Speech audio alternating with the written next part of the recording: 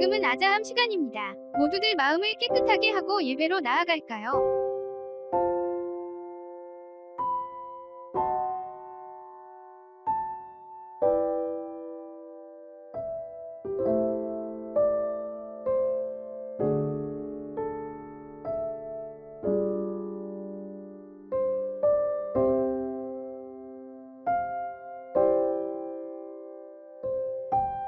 가족 중에 대표가 기도해 주세요. 여러분 예쁘게 찬양해요.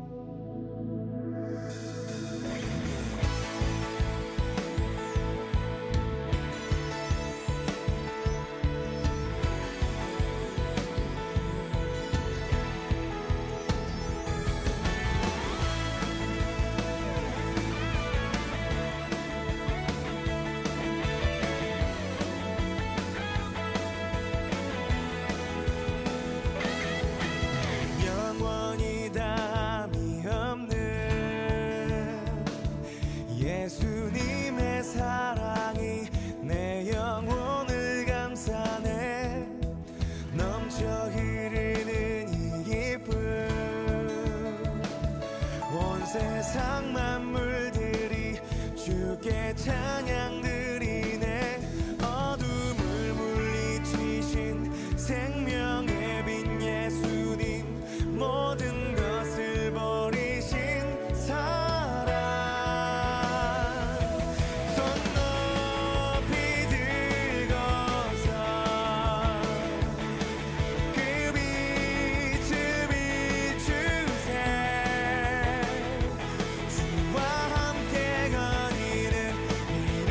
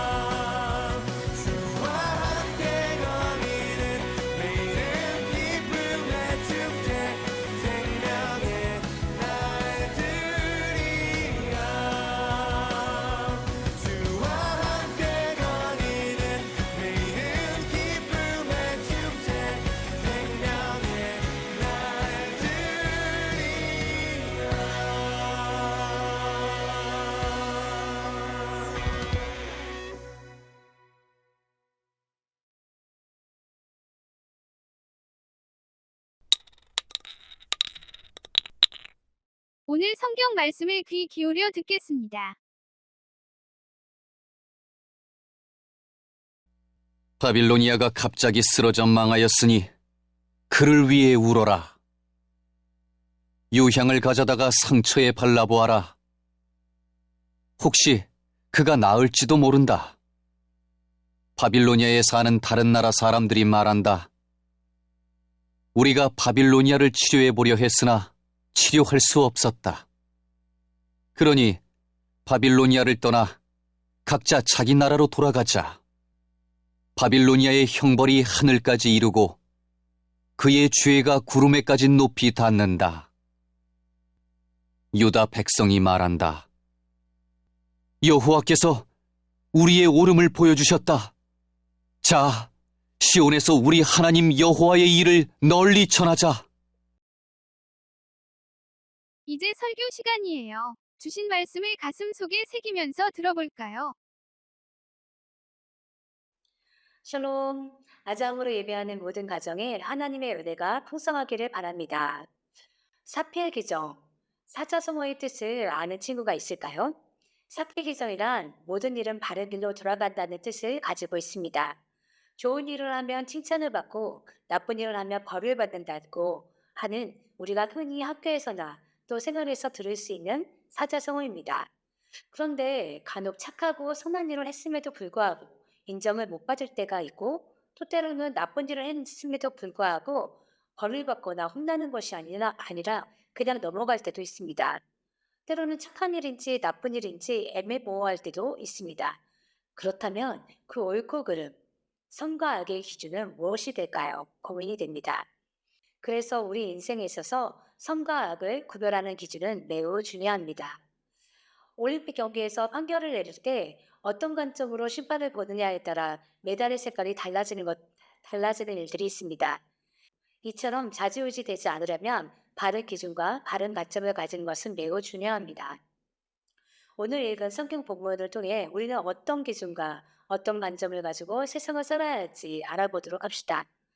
하나님은 예레미야 선지자를 통해서 남유다의 멸망뿐 아니라 주변 국가의 멸망을 미리 말씀을 통해서 예언하셨습니다. 멸망당하는 나라들은 하나님께 돌아와야 함에도 불구하고 우상 숭배를 하였고 또 하나님의 말씀을 귀담아 듣지 않았던 나라들입니다.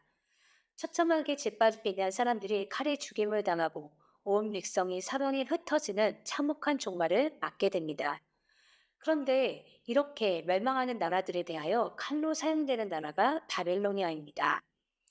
더구나 하나님의 백성이라고 자부했던 남유다 백성들마저도 바벨론의 칼날에 처참하게 그 나라가 붕괴되는 일을 맞게 됩니다.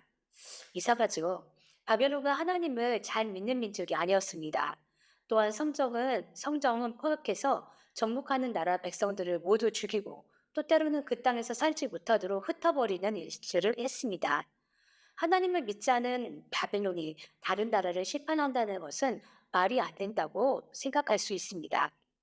하나님의 백성이 심판의 칼이 되어서 우상 숭배하고 하나님을 떠난 백성들을 판결을 한다면 이해할 수 있습니다. 바벨론은 악한 나라인데 그럼에도 불구하고 바벨론은 악한 나라인데도 다른 나라들의 심판의 도로 쓰임받는다는 것은 옳지 않다라고 여겨질 수 있습니다. 그렇게 남유다는 예레미야가 바벨론에 항복하라 하고 하시는 하나님의 말씀을 전했을 때 고지 듣지 않고 다른 방법이 있을 거야. 다르게 하면 살 수 있을 거야. 라고 하며 자기들의 생각대로 행동했던 것입니다. 그런데 오늘 본문에서 이렇게 모든 나라들의 칼로 쓰임받던 바벨론이 결국에 가서는 멸망당할 것이라고 선포하고 있는 것입니다. 하나님이 바벨론을 키스라드 멸망시키신다고 말씀하고 있습니다. 위세등등하게 다른 나라들을 점령하고 각 나라의 인재들을 포로로 삼아서 자신들의 왕국을 만들려 했던 나라가 바벨론입니다. 바벨로니아는 결국 새롭게 일어서는 메대 나라에 패하고 역사 속에서 사라질 운명에 처하게 되는 것입니다. 바빌로니아가 어떻게 하나님께 사용되어지는 존재였는지 성경에 잘 나타나 있습니다. 예레미야서 51장 7절 말씀에 의하면 바벨로니아는 여호와의 손에 들린 근장과 같았다. 그 잔이 온 세계를 취하게 하고 온 나라가 그 포도주를 마시고 미쳐버렸다. 바빌로니아는 하나님을 믿지 않고 무시하던 나라들을 쓰러뜨리는 데 사용된 금잔에 불과했습니다. 잠깐 동안에 불을 지피는 불쏘시개로 쓰임받은 바벨론은 결국엔 불에 던져지는 신세가 된 것입니다. 이제는 그 자신이 심판의 대상이 되며 멸망당하는 존재가 된 것입니다. 이 모든 과정 속에 진정한 승리자는 누구입니까? 바로 하나님입니다. 하나님은 언제나 우리와 함께 계시며 우리를 살피시는 분입니다. 하나님을 배척하는 악한 권세가 이기는 것처럼 보이나 결국에 가서는 승리하시는 분이 바로 하나님이십니다.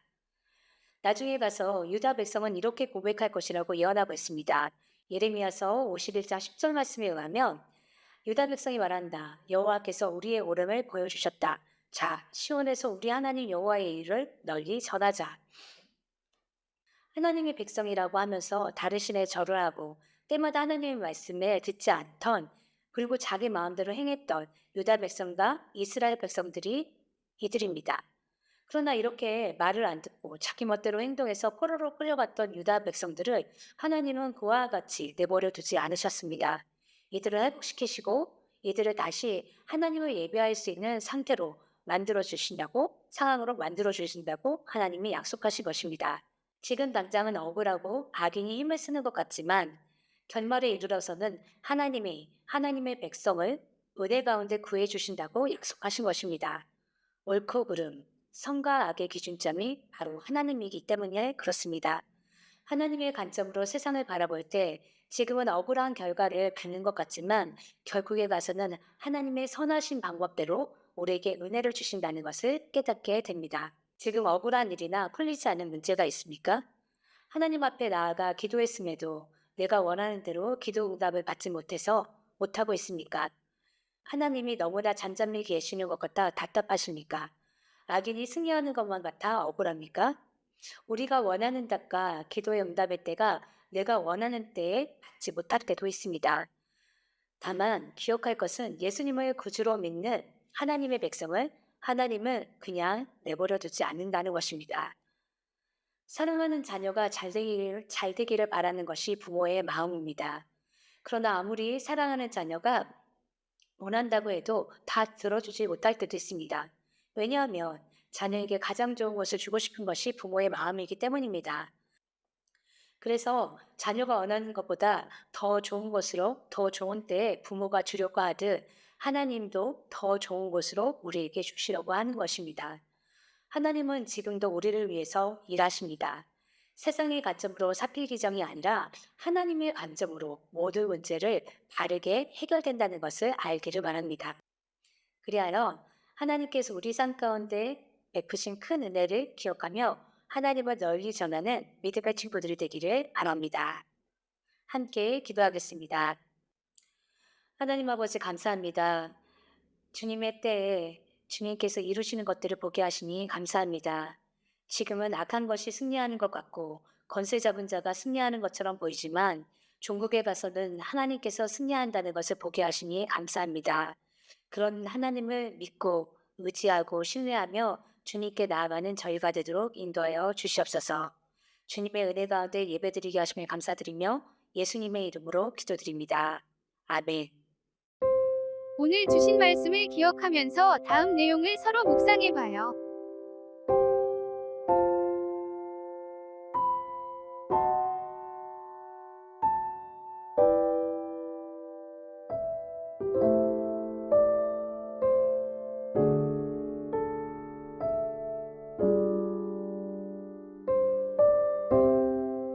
이제 주님께서 주신 기도로 예배를 마치겠습니다. 정성껏 마음 모아 기도합시다.